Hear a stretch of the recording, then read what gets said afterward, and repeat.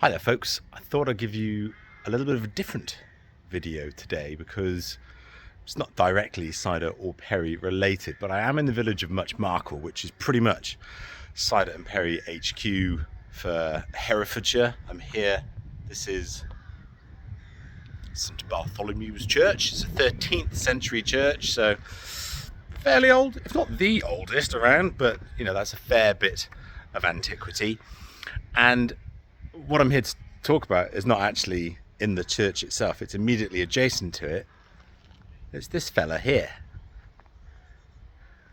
This is known as the Muchmarcle yew tree, and it's one of the oldest trees in the UK and one of the most celebrated veteran mammoth trees that we have here in the British Isles.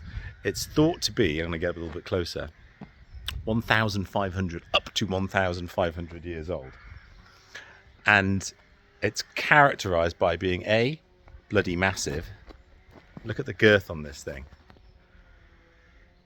In 2006 it was measured at 5 feet high as being 30 feet and 11 inches. That's about 10 meters in new money.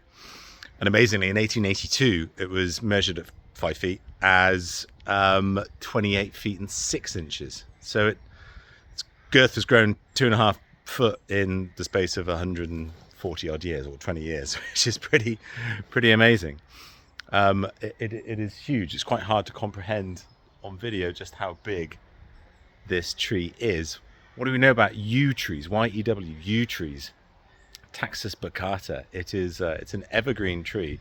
It's an old species. I was with some American friends here just the other day, and they said it was incredibly similar. The little leaves very similar to redwoods. So these big, long-lasting, very large trees. There is some similarity across them. And what we know is that this is such a celebrated tree that, as part of the Queen Elizabeth's Platinum Jubilee year, there were one of 70 trees across the United Kingdom that was dedicated to Her Majesty. This is one of only 70 and the only one in the county of Herefordshire, so it has great significance. And yew trees, if you go to any church in the UK, you'll probably find in the churchyard a yew tree. They're treated as having great sacred connotations and links to eternity and immortality. In fact, there's quite a strong linkage between the yew tree and pre-Christian cultures, and so you'll often find yew trees at these churches that may considerably, and as is the case here, predate the actual church.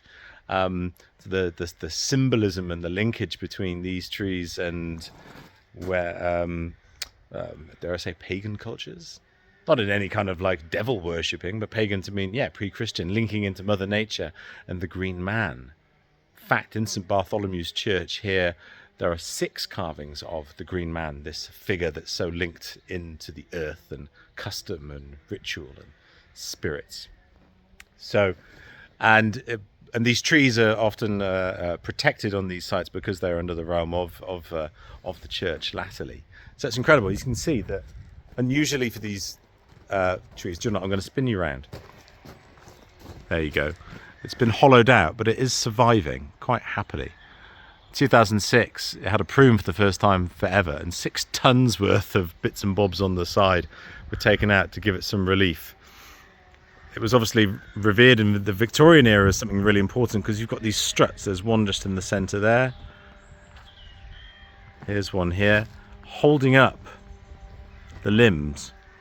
So, you know, it's been known as a wonderful and celebrated tree for a very, very long time. Let me pull out a little bit. You can start to get a bit of an idea of the grandeur of it. We come all the way back. Look at this, look at this, look at this. Gosh, it's just an absolute whopper. That's a technical term. The sun's going to get in the way here a bit, I think. Oh, that's no good, is it? Sorry, folks. Better at talking than filming. The final thing that I've only just discovered on my bit of research about yew trees is that there are male yew trees and female yew trees.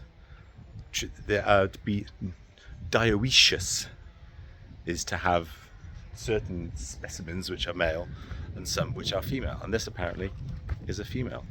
Who knew? There you go. 1,500 years old, people. Pretty cool, huh?